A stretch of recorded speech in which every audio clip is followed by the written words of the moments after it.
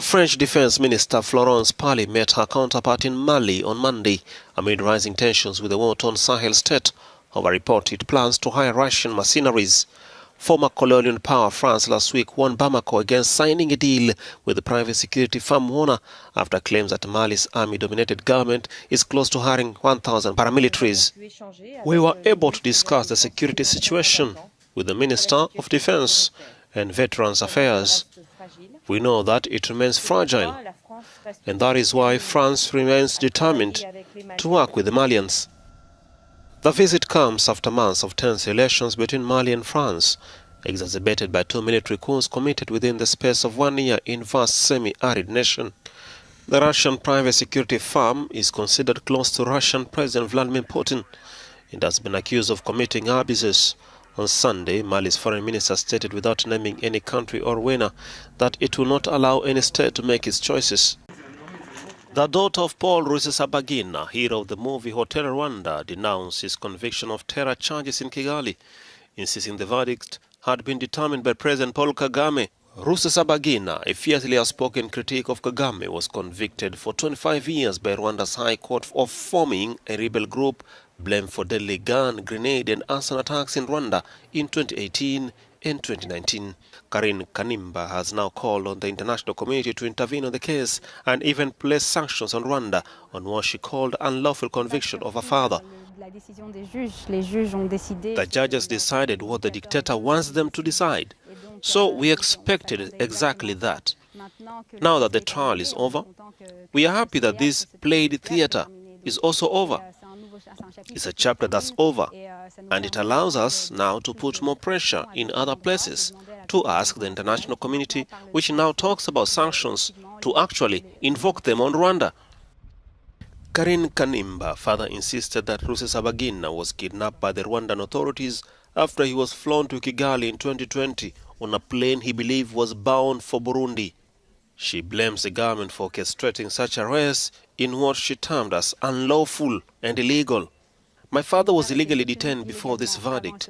He is illegally detained today and tomorrow after this verdict.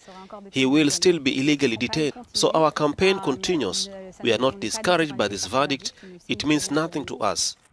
Earlier this month, Kagame dismissed criticism of the case, saying Rusesabagina was in the dock not because of his fame, but over the life loss because of his actions.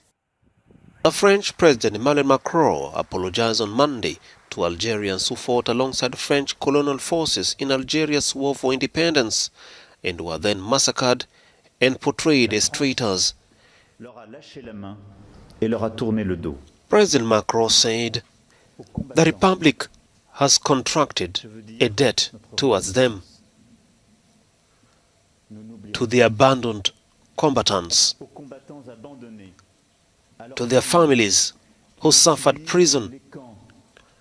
I ask for their forgiveness. We will not forget." Harkis and their descendants feel France abandoned and mistreated them after the war, one of the darkest chapters in France's modern history.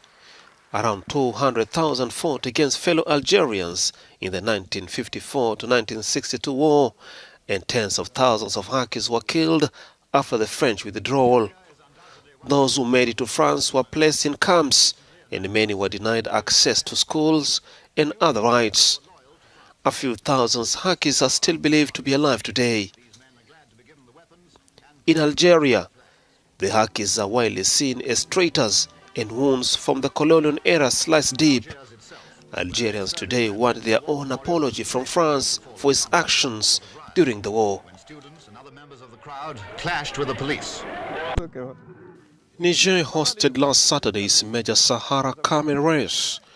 25 camels took part in a 2 laps of 5 kilometers at the Ingal camel race in the north of Niger. This was a flagship event of the Salt Cure Festival, a great celebration of Saharan pastoralism trapped in the jihadist conflict in the region. Camel racing is something we inherited from our parents. We don't do it for interest or money. If you can't get the money, it's okay. It's more something we grew up with. It's for fun. In Europe, there is the football. Here it is a camel race. It happens here once a year and elsewhere once in a while. The race is considered as one of the backbone cultures to most of these camel breeders, not only in Niger, but in the entire Sahara Desert. This rich culture has been passed down from generation to generation as they consider it honorable, given the fact that competitors are after glory, but not the reward. While most of these animals were drawn from all over the country and even from nearby Algeria, special and skillful riders were going to be successful in this competition.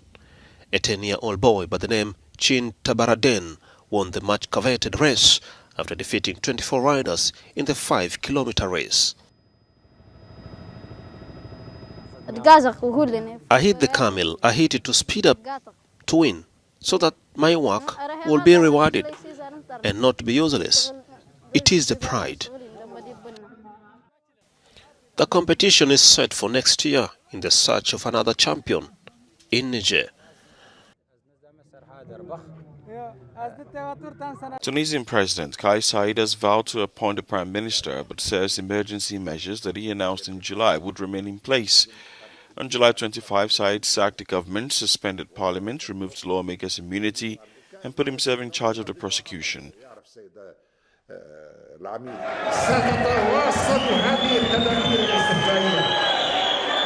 These exceptional measures will continue.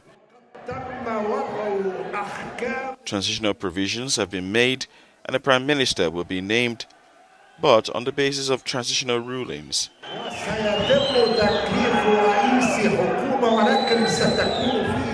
Responding to the will of the people.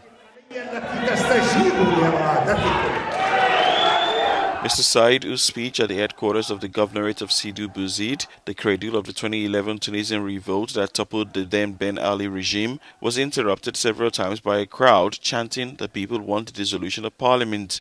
A legal theorist, Saied has presented himself since his surprise election by a large majority in late 2019 as the ultimate interpreter of the constitution.